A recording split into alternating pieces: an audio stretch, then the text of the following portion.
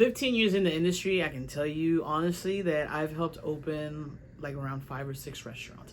And it's one of the funnest things you can do in the restaurant industry. It's an experience that I highly recommend to anyone in the industry. So today's video, I'm going to share with you 3 things that will help you if you're opening a restaurant for the first time, or you're opening up a second location, or whatever it is, or you're in your first year of opening a restaurant. On spoilers, I'm going to save the best for last because I got to do what I got to do. So number 3 on the list, counting down, is something is going to go wrong. So just acknowledge it and move on. Because I've worked in many, many places throughout the years where restaurant owners are like, oh, I'm prepared for this, I'm prepared for this, I'm prepared for that. And restaurant managers and kitchen managers and corporate chefs and all these people, they're like, yeah, we're gonna handle this, we're ready to handle this, we're gonna tackle all these. You're not. Something's gonna happen and someone's gonna flip out because it's inevitable. It is inevitable. These things just happen.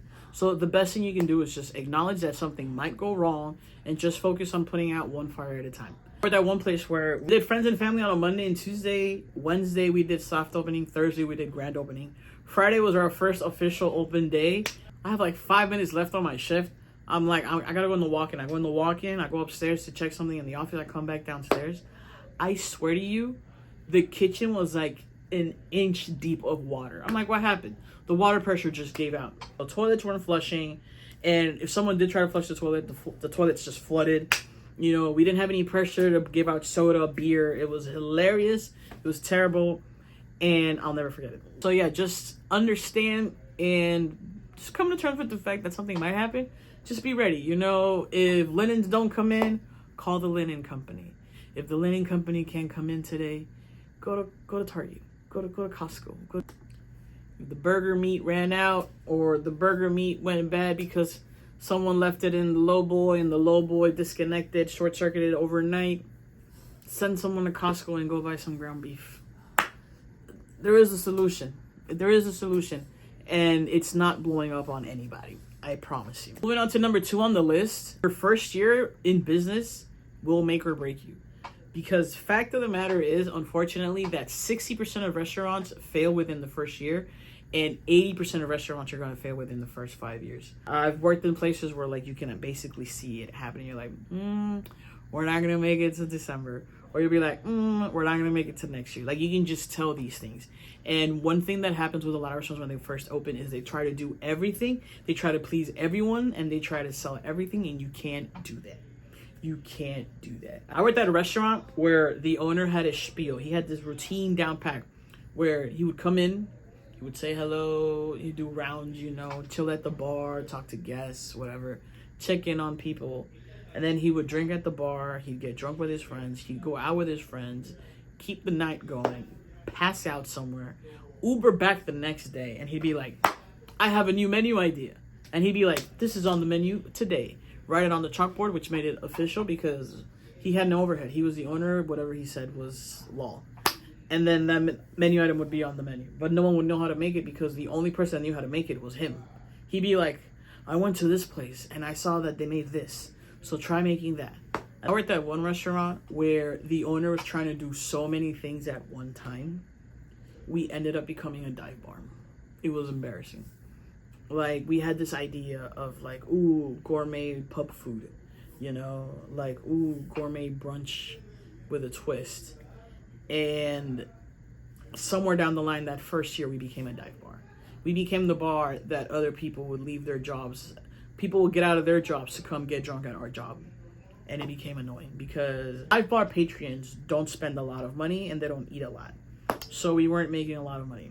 It was always loud, it was always packed, but we weren't making a lot of money. So don't try to do everything. I call it the Cheesecake Factory curse. Some restaurant owners, they're trying to do everything because they're like, if I have a 100-page menu like Cheesecake Factory, then I'm going to be successful at Cheesecake Factory. It works with Cheesecake Factory, it's not going to work for you. Focus on what works. Focus on what grows. Focus on community. The idea of opening a restaurant in a community is that this becomes a restaurant that the people that live around become regulars to. Oh, I've been going there for 20 years. Oh, that's the place I come home to every time I'm in town for the holidays. You know, that's the object of having a restaurant that serves good food and has great service, right? So build that community, you know.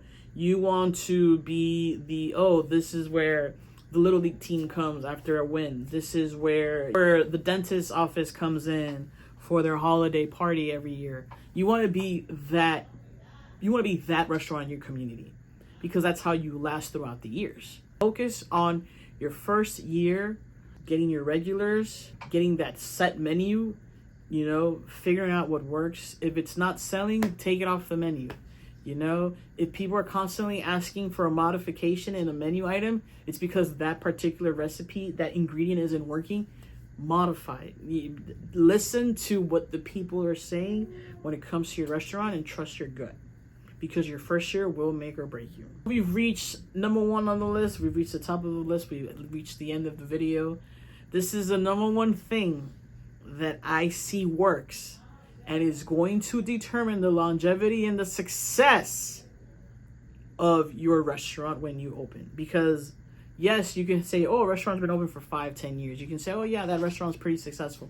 But I think what determines the success of a restaurant is how long it's been open, the quality of the food, and how long its staff is still there. Because you go to a restaurant, you're like, yeah, they've been open for 20 years, but you pop in on a Thursday and it's dead, or you pop in on a Saturday night and it's dead, then it's just open because it's barely getting by. It's not open because it's actually pretty popular and it's good. So, number 1 on the list is focus on building a strong team.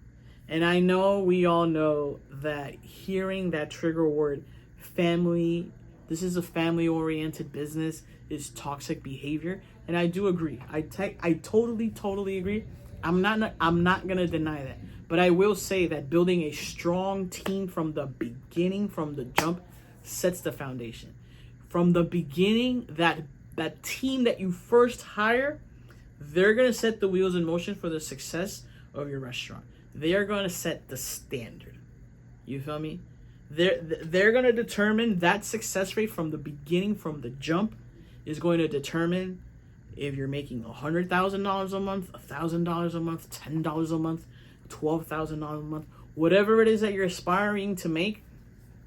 That rate is going to be determined those first couple of months with that first original staff you hire, because they're going to set the standard, and it all comes down to you. So it is very important that you prioritize team building. I've worked in restaurants where you open and everyone likes each other, everyone gets along, everyone cares about each other, everyone trusts each other. Because picture this, I've worked in places where the sous chef will burn an entire case of chicken wings just to spite the chef. I've seen it happen. I've worked in places where servers will steal other tables. Servers will steal drinks from another table. And then this affects your bottom line, because in hindsight it looks like, oh, it's just work drama. It's not work drama, because it adds up. So let me give you an example. So let's say I'm a server, right? And I have a table, party of 4.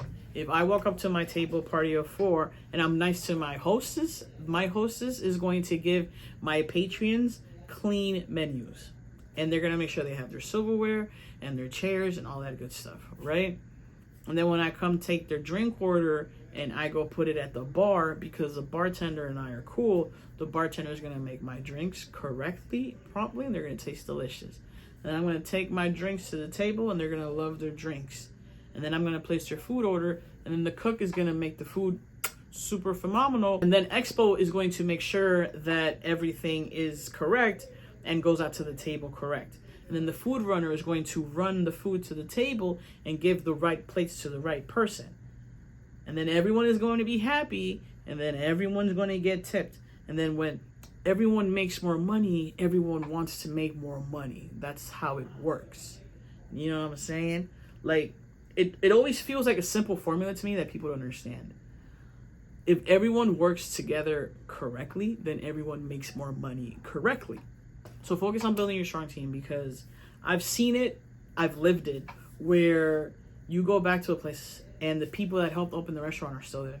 You'll go to a restaurant and they're like, yeah, I've been here since we opened. Or they'll be like, yeah, I've been here for 6 years, I helped open this place. It builds a bond, because you care a little more than everyone else that's just hopping in. I know it doesn't sound as caring, but there's something emotional that ties you to opening a restaurant.